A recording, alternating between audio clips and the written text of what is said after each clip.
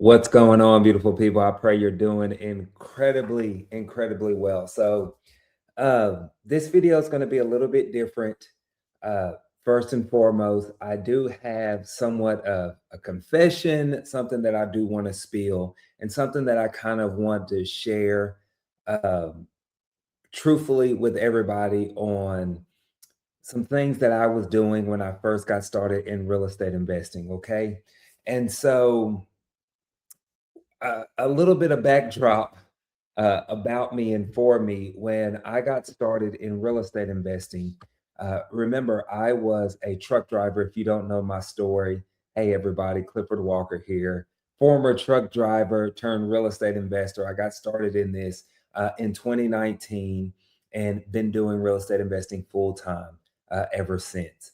Um, when I got started, and I see so many new investors who are coming in and struggling with analyzing deals, estimating repairs, and things of that nature. And to the point that I'm getting at here, when I got started and I was getting these properties under contract, and I was trying to figure out repairs and estimating, the truth is, when I first got started, what I did to estimate repairs was, are you ready? I simply guessed. Yes, you heard me correctly. I guessed, y'all. I guessed. I didn't know what it cost to remodel a bathroom. I didn't know what it cost to fix a foundation. I didn't know what it cost to replace an HVAC system or a hot water heater or update a house and bring it to, 2020, 19 standards at the time, because that's when I started, right? So, and I share this with everybody for a couple of reasons. Number one, I see too many people overthinking this, y'all. Overthinking. Now, telling somebody to guess is probably not the best coaching advice to give or even YouTube advice. But I'm sharing this because I want you to know that you don't have to have it all figured out, is what I want you to know. Sometimes we figure things out as we go, right? But I'll tell you what I did as I was guessing. I wasn't just randomly pulling numbers out my hat, although I kind of was. There was still strategic guessing, right? In a sense, to where I would call contractors and I would say, hey, contractor, right? I got a property over in Dallas, Texas that I'm looking to do a full remodel on. Just a ballpark figure. What do you think it's going to cost me to fully update this house, right? And then I started getting quotes. Oh, well, you're looking at about 10 grand or 5 grand or right.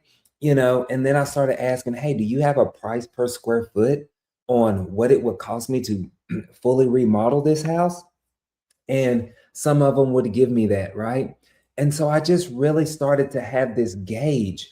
But then, as time went and I started guesstimating, is what I called it, right? I noticed that it actually started working, right? I started getting deals. I started getting them assigned to end buyers, and it worked. And then it led me to believe that repair costs are extremely subjective. And I'm sharing this with you because, again, too many people are getting lost in the sauce. They're trying to figure out the perfect rehab, the perfect estimate to a penny.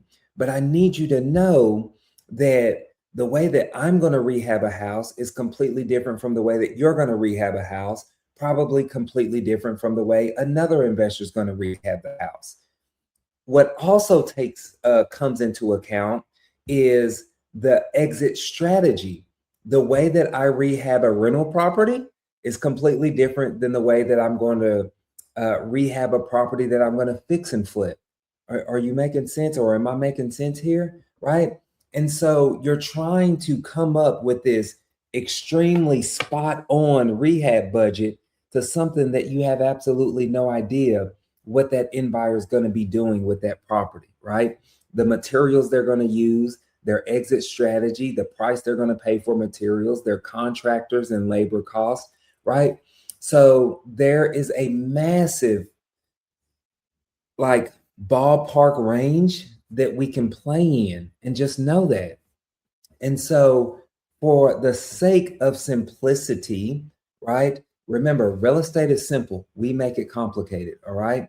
When you get that property under contract, it's not the end all be all. We can always go back and renegotiate. Now, of course, we try not to do that, but there's been several times that I've gone back and renegotiated, and still to this very day have to go back and renegotiate, right?